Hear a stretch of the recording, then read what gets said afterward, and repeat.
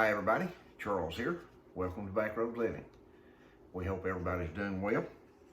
We talked about beginning prepping about a week ago. We did a video about folks that have been interested in getting started prepping. And we asked the question, is it too late to start?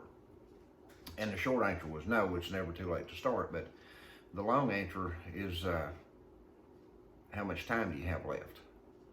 You can always start stuff, but do you have enough time to finish it? And in today's video, we're going to talk about some things that I feel like are very necessary for you if you're a beginning prepper, that you must do. And I'm going to ask you if you have these things, and if you don't, then these are things that you need to find. You need to find them, in my opinion, pretty quick. I think the window of opportunity is really, truly getting narrower by the day. Now, it's too late to grow a garden this year, obviously. You can do a late garden with some greens and things like that if you have space to do that. But now, as far as growing corn and tomatoes and cucumbers and those kind of things that you would can and put back, beans and that kind of stuff, I think we're just about beyond time to do that in certain areas. Now, you may have some time depending on where you live, but there are necessities that you have to survive any situation. I don't care what it is. And the first one is water. Now, if you live in an area where you do not have a fresh water source that you can get clean drinking water, then you're going to have a water filtration system. You're going to have water filters. You're going to have to know how to purify water with bleach or with charcoal or whatever it may be.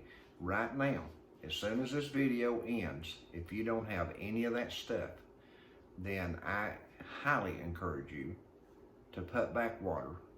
Go to the Dollar Tree, wherever the cheapest place is to find water, and put back all you can, because without water, you're looking at 3 to 5 days of living, and that's it. If you go 3 to 5 days without a drink of water, you're going to die. It's just that simple. Depending on the area you live in, depending on your health, depending on the heat index and things like that, 3 days may be it. So it is highly important to have water. Now, I have a video, if you care to type in drinking water or something to that effect in the search bar up above, you can find it. I have a video about water. Now, there are all kinds of places all over YouTube, all over the internet. If you'll type in how to purify water, you'll find tons of information on that, about how to purify it with pure bleach. Now, don't go get those tabs that are scented or stuff like that. Don't buy bleach that is scented. This has to be pure bleach to purify water. So there's a way to do that. Research it. Find out how to purify your water. Don't rely on me to tell you how to do it. You go find it and do it how it's supposed to be done. I would have to tell you from memory, and I've not researched it in a few days, but I don't have to worry about that because we have a spring. We have a large fresh spring here, next to the property, and we have creeks around us. We have ponds around us. We have water filtration devices, and that's not something that's going to affect us in a great deal. So I've not maintained in my memory how to purify water with bleach, although I'm going to print it out for a last resort thing if we were to need it. But you have to have water. Get you some water put back. I would start out with 2 weeks worth minimal, 1 gallon per person per day. Now, I know everybody doesn't drink a full gallon of water every day, and that's okay. That'll leave you a little water left over. But if you have a means to catch rainwater, I would suggest you catch rainwater and put that back, because you can use that for toilets, you can use it for washing, you can use it for taking baths, washing clothes, all kinds of stuff that you can use rainwater for. And they make purification pills that you can drop in water also, that you can pick up at Walmart. You can find them online, that you can just drop in a gallon of water and purify the water with those pills. So water is something that you're really going to have to concentrate on. I'm talking about it a lot in this video because I want you to understand how important it is to have water. You've got to have water. If you don't have anything else, You can't live without water. Non-perishable food. And when I say non-perishable food, I'm talking about things that are not fresh vegetables, fresh fruits, and that kind of stuff. You're going to be looking at canned goods. You're going to be looking at stuff that you purchase from the stores off the shelves that's got an extended shelf life to them, okay? We buy a lot of chicken meat, we buy a lot of pork and beef and different meats that are canned, and we do that because we know that they're going to have a 2-year shelf life minimal. We watch for that, and that's what we try to put back, because one of the things that's going to happen when this system comes in, and it's going to come in, is that I think that the tool of choice for these people will be the food system. I think the food system will be what will break down. I think that unless you are part of this system, that you'll be exempt, or not exempt, but you will be excluded. You will not be able to go to the grocery stores eventually and buy what you want. So it's important to get it put back now, okay? The food chains have already been broken down, and this stuff is like a snowball rolling downhill. It's going to catch up with us, and we're going to suffer from it. We have seen in the United States with all this drought out in the West, and last year we had droughts, last year we had storms. This year we've got droughts and floods in the United States, too much heat in one end and too much water in the other, and it's just affecting everything. There are millions of acres of crops that are not being harvested this year because of a variety of reasons. I read the other day where they're having struggles with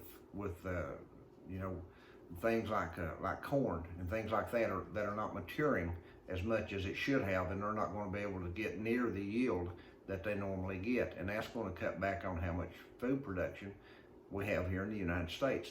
So you need to get you some non-perishable food. You need to go out here and you need to buy you some canned goods.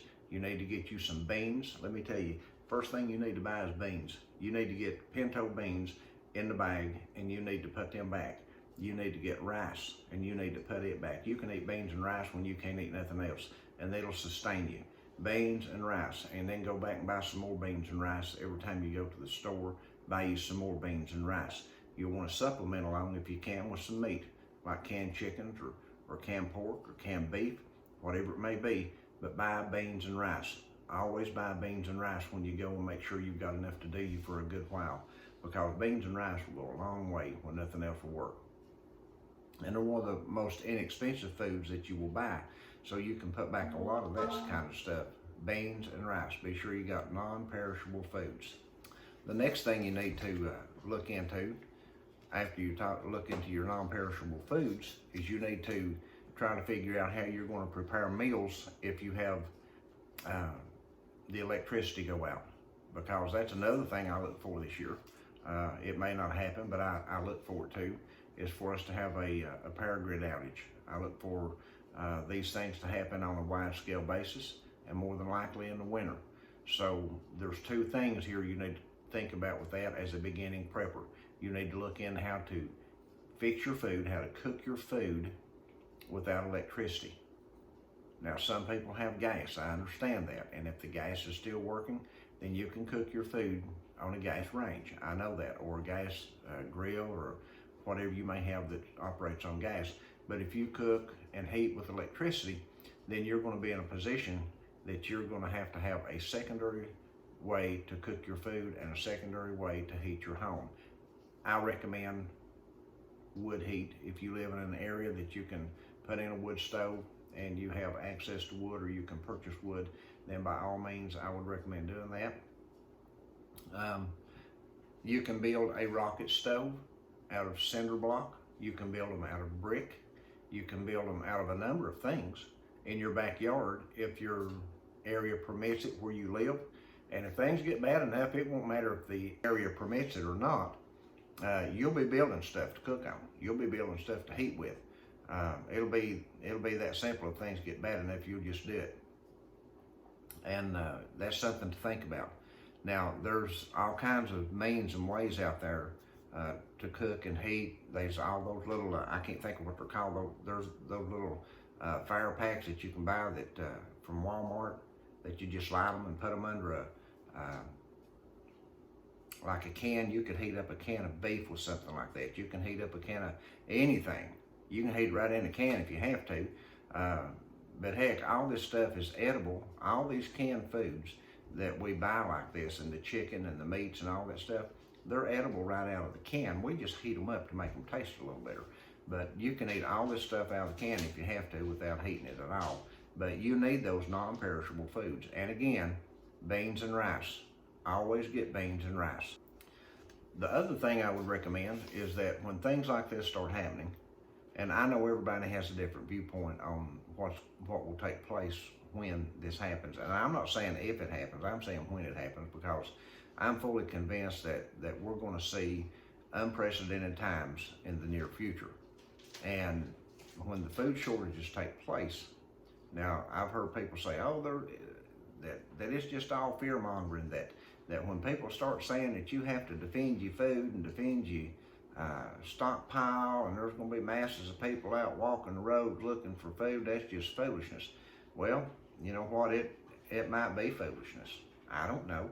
But I know that if you have prepped and you've got food cut back, and you've got a storage of food and necessities put back, and you live in an area where there's, say you live in a city of 10,000 people, and I know there's cities with much larger than that, but if you live in a city of just 10,000 people, and 10% of the people in that city are preppers, there's going to be 9,000 people that's hungry within a week, because most people don't have enough food put back to do them a week. Well, what are those people going to do if there's no food to go by? What are they going to do? Are they just going to sit on their front porch, or are they going to come to your house knocking on the door to see if you've got any food? What if they know you're a prepper? What if they know you put back food? What if during your rounds of visiting with people and meeting people in public, you've tried to encourage them to become preppers, and they remember that, and they say, I remember Charles over there, he was talking to me about prepping and putting back food and putting back water and putting back all this stuff. I bet him and his wife did that. I think I'll go down there and check them out. And then he tells old Joe over here, and he tells old Bob over here, and he tells old Jim over here. Next thing you know, you've got a dozen people standing at your porch door wondering if you've got any extra food. So, people say, well, that wouldn't happen. Well, it might not, but it could. It could very well happen. So, in my opinion, a person needs to have some means of a defense system set up in their home. Now, what does that look like? I don't know. That depends on you. It could look like one of them like that. It could be a long gun, long stick, a short stick. It could be a ball bat with barbed wire around it. It could be a taser that you would actually tase people with to render them helpless. It could be a number of things. Like I said, that's entirely up to you, but I would recommend looking into that. Now, another thing I would recommend doing in a situation like that, in a grid down, a food shortage and those kind of things, is to secure your windows and doors. If you have to nail them shut of the night and take the nail out the next morning to open them, that's fine. I would keep my windows and doors locked, and I would have a secure measure to keep them from being opened. Now, they make pieces that you can attach to your floor to keep people from opening your doors. Just check that out. Door stops. That's all it is. You can screw them right into the floor, right against your door, and there's no way they can open the door. They'd have to break the door off the hinges to get in. So that gives you an opportunity to defend yourself if you have to. So those are just things that I think that you need as a beginning prepper to think about. You need to think about your water the first thing. You've got to have that ready. You've got to get it done.